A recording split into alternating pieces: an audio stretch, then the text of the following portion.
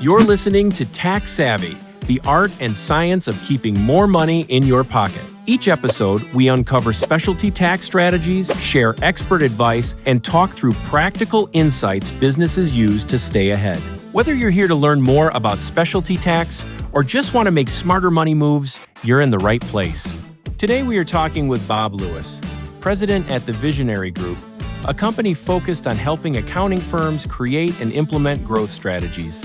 Bob was on the 2023 list of Accounting Today's top 100 most influential people and has led his firm, the Visionary Group, for the past 30 years.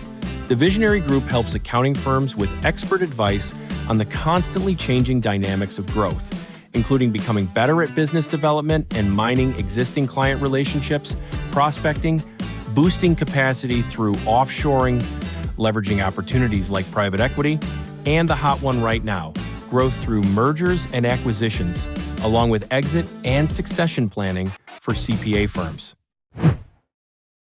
Bob, thanks for being here today. So tell us a little bit more about yourself. Okay, so I am the president of the Visionary Group. I started this company 30 years ago. We 100% exclusively work with accounting firms and have always done so. And I've got a staff of 12 people.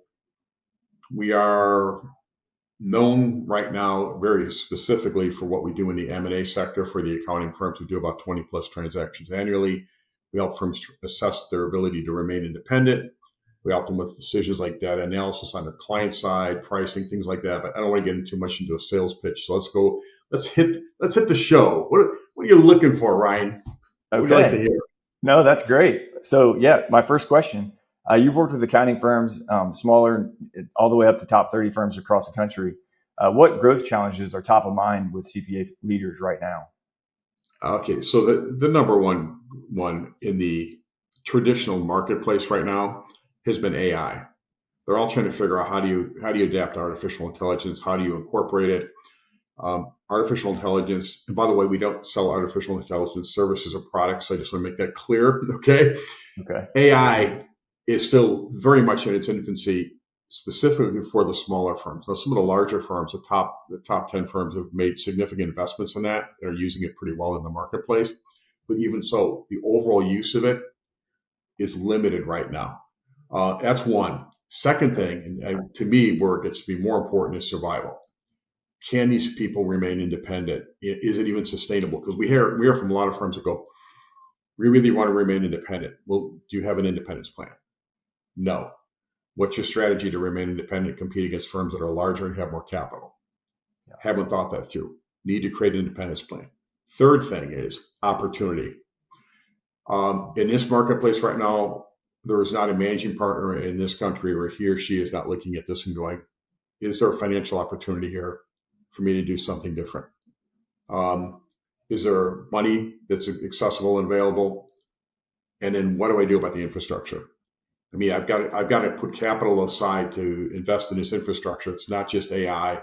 It's offshoring, it's advisory, it's people, it's all the way through. Do I have the capital to do it?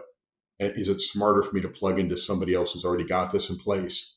And at the same time, pay me more for the value of my firm than I do on an internal succession. And the numbers are staggeringly high on what they can get in the external market versus an internal transaction. That's, to me, the brunt of what's happening out there right now. And it seems to be in literally every conference. And the amount of accounting firms that contact us daily with exactly those questions of what do I do? How much is my firm worth is an overwhelming number. Which good thing, I guess, for us. But all of this craziness creates opportunities for everybody who wants to take advantage of it. The problem is that people that view this as a negative are going to always view things as a negative, and they're going to lose ground. Others will gain ground. Yes. Ryan, your thoughts? No, that makes complete sense. And as a smaller specialty tax firm who is in the growth process and trying to grow and scale, it's really good timing. And I feel like it's a conversation you and I need to continue even after this podcast. So it's good information. Next question would be, you guys have a build to evolve program that helps firms decide between independence or a sale and merger. So what does the decision-making process on that look like in real time and in real practice? Okay, so We created this because of the overwhelming number of people who go, what's my firm worth? Like, you really can't calculate a firm's worth based on just their financial information. There's many more factors to it. But the first thing to look at with this whole build to evolve, or just looking at any of your firms, period. If you're going to do a succession, let's start there. You're going to do an internal succession. Have you stressed test the succession plan? So a lot of firms have a great plan on paper. They've worked out the capital buy-ins. They've worked out who's going to be the people coming in. But what they haven't done is always talk to the people who are coming in, explain the capital buyout, explain the skill sets that they need to have moving forward. As an example, a lot of the younger succession team doesn't have a lot of selling and networking skills because they didn't have to have that because, quite frankly, 20 years of labor shortages have created the opportunity where, Ryan, if you get work, you find the work and you give it to younger staff to do. And then 15 years later, they don't have any real networking or selling skills. That's a big issue. That's on the succession side. If I look at the other part of this is the build to evolve is look at informed decisions. So like, this is going to sound a little salesy, but I don't know how else to explain it. So, okay, when we do this with people, the build to evolve is you build to remain independent. That's option one. You've identified you cannot remain independent, but you build to get yourself ready to go to market, which is option two. Option three is you build to identify the right suitor. Because what happens a lot of time is they're ready to go on market, but they don't know who the potential buyer pool could be. And there's very different levels of buyers out there. Some will pay a premium, some are the wrong fit. And unfortunately, most firms react to somebody who just makes a phone call, like a firm who calls or sends an email and says, we'd like to talk to you about this, or a private equity group who does this. They're only hearing one story. They need to understand all of their options. But the informed decision we do is, look, firms go, we want to remain independent. Great. So we conduct it's a survey, electronic, very simple. Takes the partners 10 minutes, 15 minutes to fill out. Then we do one-on-one interviews with them. What we're looking for is alignment gaps, differences in how they think, problems, and also at the same time looking for opportunities that some of these partners could throw up. The big thing is we do a massive data analysis on our client base. And we do this, what we call red and black and green dot mapping. And it shows where these firms are burning capacity on clients they shouldn't be spending time on. It gets into the realized dollar per hour. We give them information. Most firms have no clue how to make the decision to stay or sell or merge. They just don't even know where to start. There's a lack of information. Firms are great at what they do. They make decent money. Some make tremendous money. But how to actually do this process to stay independent or merge or sell or access a private equity opportunity, the information is very, very scattered. The third thing is a lot of false information out there. Okay, so I love reading the things on LinkedIn that are posted telling me how that consultant can come in and understand the value of your firm just based on prior deals that are done in the market. I'm like, that's not possible because none of this information is disclosed, and most people don't do these transactions. So the private equity groups will sometimes come in, try to enter the market. Those that are established groups, they're telling good, real stories. Those are sometimes not established groups, increasing the multiple, increasing the adjusted EBITDA, increasing the price where it's not realistic. And then some firm has an idea that, my firm's worth, my $10 million firm's worth $45 million. Yeah. It's not real information. You got to get down to the real information. The other part is inexperience with radical change. Like, if we look back at just 5 years ago, there was no COVID. In January, I know I did this, so I'm doing a presentation. In January 2020, there was no COVID. It didn't exist. Right. It popped out like in late January, early February. Artificial intelligence was like a point in conferences. Now there's major conferences about it. There was no private equity or outside investment. Now, the top 30 firms, when you knock off like the big top six of the remaining 24, over 60% of them have accepted outside capital already. Yeah, a huge change in this marketplace. So yes, those are the big things that we see. I don't know if you're experiencing other things on your side, or we've heard from other people, but that's where I'm at with it. I agree with everything you said, and it's all the external forces, really. I mean, you kind of go in. Everybody shows up their job every day and does what they do. But it's some of the external forces, like you said, that are out of your control that you really need to kind of get a hold of and get a handle of, so you can kind of understand where you are in the market and what your next steps are and thinking long term. So it's really good. Yeah.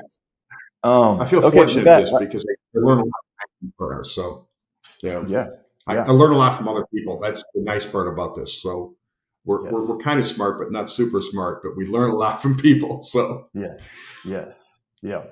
With that, my next question: with M&A and private equity deals on the rise, what are some of the missteps? And you kind of a little bit kind of talked about this, but what are some of the missteps that firms make when entering agreements?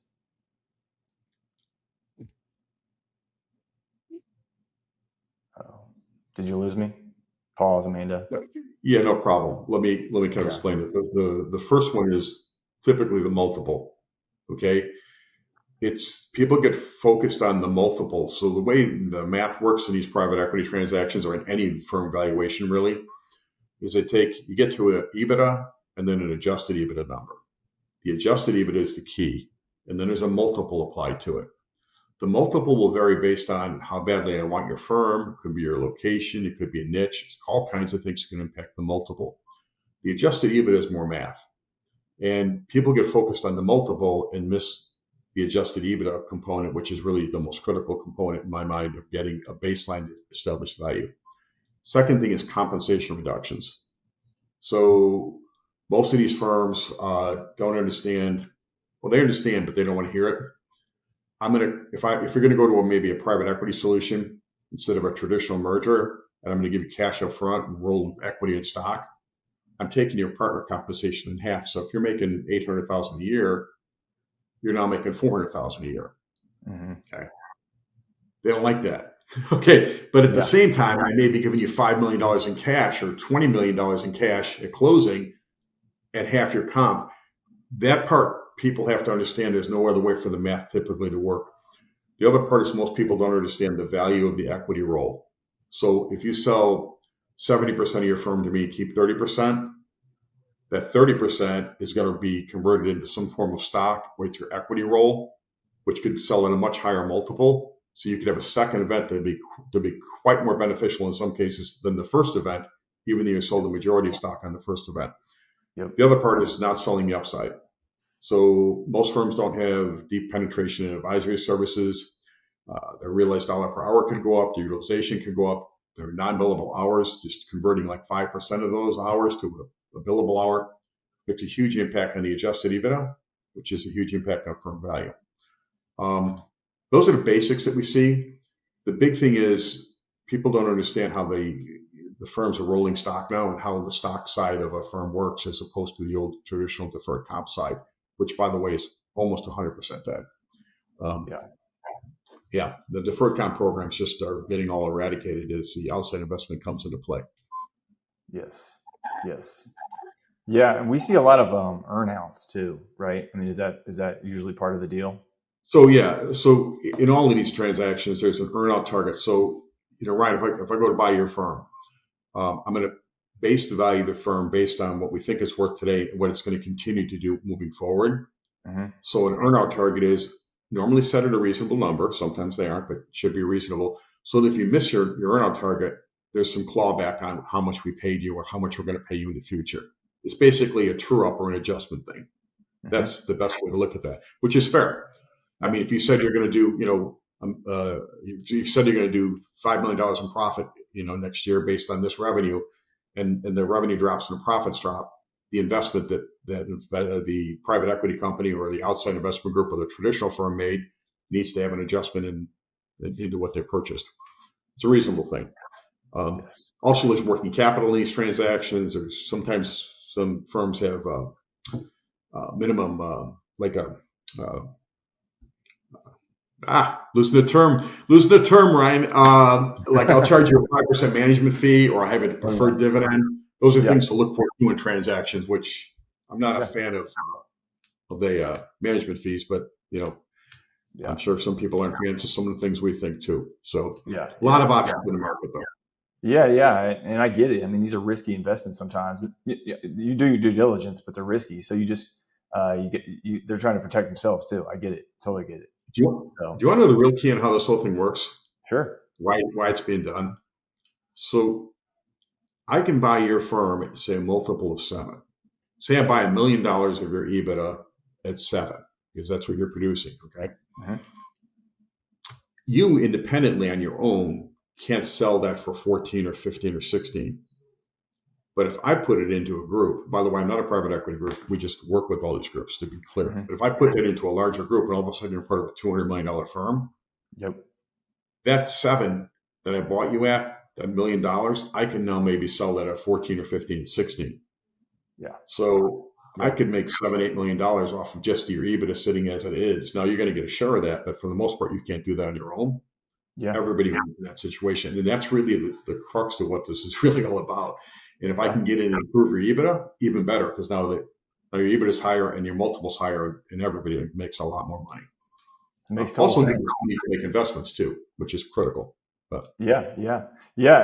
One of the takeaways from the conference where we met in Chicago from a former CEO of a big accounting group is, their accounting group is just made up of a bunch of smaller groups that have been put together to help grow into a larger firm. So that makes sense. That makes total sense what you just said. and that's Let's what I've been move doing on. for the last 20 years. So yeah, it's just Yeah. changed with the private equity thing. So Yeah. So I definitely wanted to cover this question. Looking ahead with all the deal activity currently going on, can that pace sustain, or do you see it slowing down here over the next 5 years or it so? is going to continue to snowball. Really? The supply is shrinking, so sometimes values are increasing. But what's happening is the ability for firms to remain independent is becoming more challenging. Mhm. I've got an average baby boomer is 69 years old now. I've had 20 years of a labor shortage in the industry.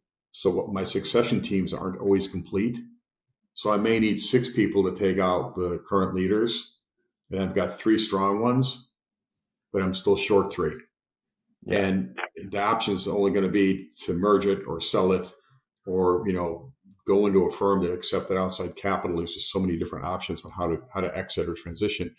But that actually probably going to be the best thing for our employees too, because the sustainability to remain independent is, if it's challenged, even though you've got a couple of really strong good leaders, they can't afford to pay up the exiting leaders, and then they're Yeah. biting off all the infrastructure costs, and it could be a formula for a disaster.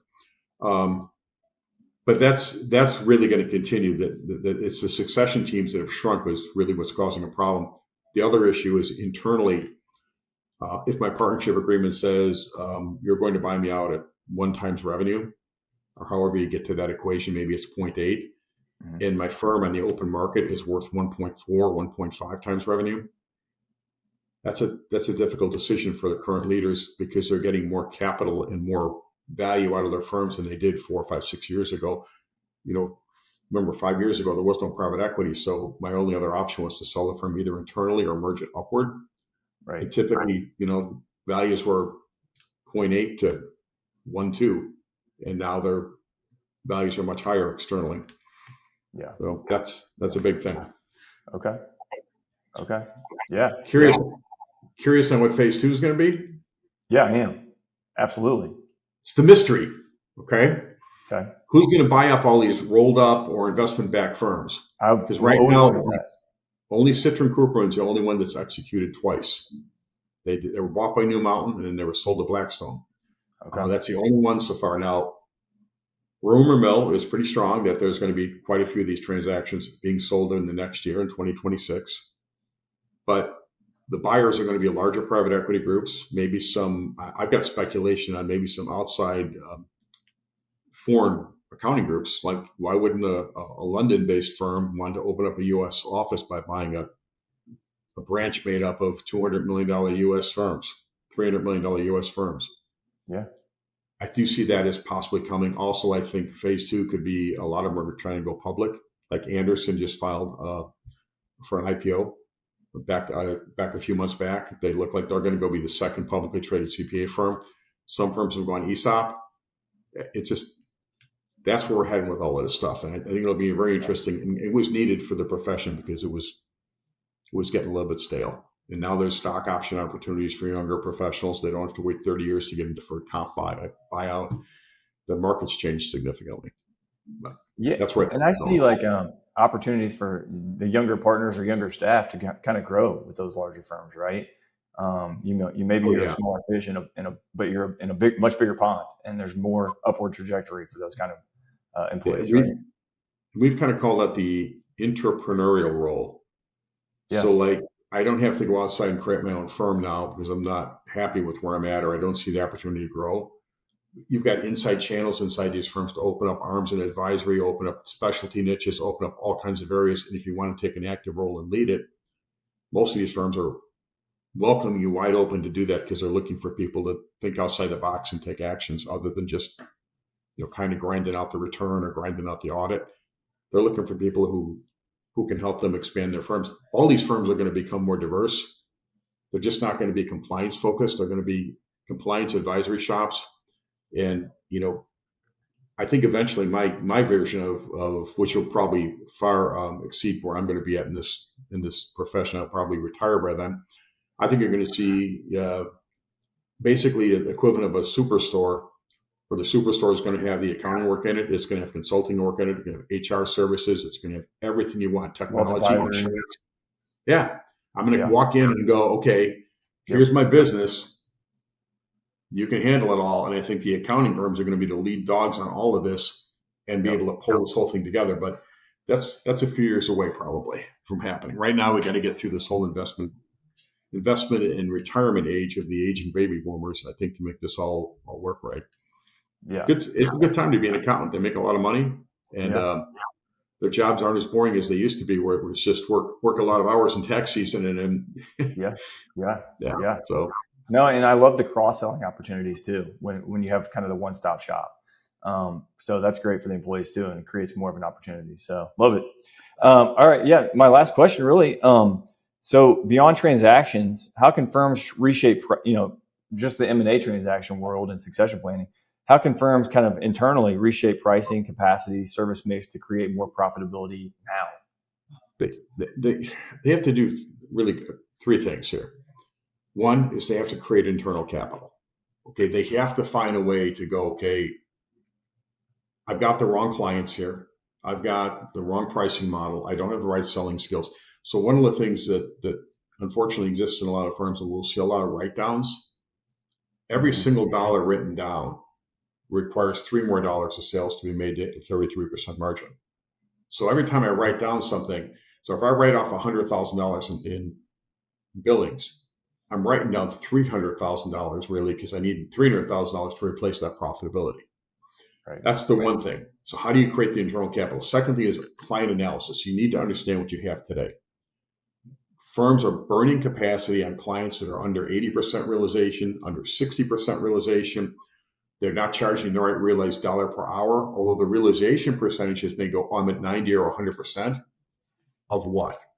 Realized dollar per hour is the key. I'd rather be 60% of $1,000 an hour than 100% of $100 an hour. And Yeah. if they can just start moving the needle on that by understanding who these clients are, slowly shifting them up, in some cases, getting rid of the client and freeing up the capacity, they'll massively be more profitable. They can take some of that capital, make the investments they need to make. The last thing is upscaling. Everybody should be upscaling in this market. We have a huge supply and demand imbalance right now. Why should I be working on clients that are draining my capacity when I can go and maybe, if my client base is 1 to 5 million, I should be looking at how do I get $5 to $20 million clients. If I was at 10 to 20, I should be looking at how do I get $50 million clients, because they're all falling down the waterfall from larger firms who are like focusing differently, going, I don't want these clients anymore. And that's a timing matter, because that's going to change. What's happening is with the technology investments now, we're seeing some of the larger firms drill into smaller clients that they never went into before because the cost of labor was too high. But now they're using offshoring and technology with minimal labor cost on the high levels side to compete effectively on price. Yeah. And I think firms really need to understand who their clients are serving right now, who they are, how much they're charging them. Are these good clients? Are they building firm value? To me, that's the foundation of where all these firms kind of have opportunity, because clients dictate every action inside the firm, every decision in the firm. If you in culture, profitability, sustainability, they need to get a handle on that. That's going back to that build to evolve. That's a big part of what we look at inside these firms, to show them that, to kind of get them to start to right size that piece of their firm. Yeah. Yeah, it's like I said before, Ryan. We learn a lot from a lot of really smart people, and Yeah. we bundle it together. We love what we do over here. We've been doing it for a very long time, and Awesome. you know, Yeah. smart ideas roll in from a lot of smart people, and it's easy to put them together and maybe make them a little bit better, which is what we try and do most of the time. We Yeah. get it right most of the time, not all the time, but most of the time. Well, I can tell by talking to you that a lot of really smart people learn a lot from you too. So, Well, and you've got the experience and you're well connected. So you've done a really good job throughout your career, I can tell. So congratulations and kudos to you on that for sure. thanks, appreciate it. Yeah. Co-chairing the Accounting Today Private Equity Summit coming up in Chicago in November. This will be the second year they've had that summit. That'll be an interesting summit because a lot has changed from the first year in terms of like outside capital investments in firms. So it's an interesting dynamic out there. I'm Ryan, gonna well, look that up as soon as we get off here. Yeah. I'm totally gonna look that up as soon as we get off here, and I'm following along with everything you put out there because you put out some really good content. So for our listeners, you can check out Bob and the Visionary Group if you go to thinkvisionary.com. We are going to put a link to your website under our podcast, and so all our subscribers in our network can go out there and check out your content. And I just want to thank you again for your time today. You put out a lot of good information. And I know our listeners and our network are really going to appreciate it. So thank you very much. I appreciate it. And, then you guys have yourself a good holiday and end of the year coming up. All right. We're getting there. All right. All right. Thank you so much, Bob. All right.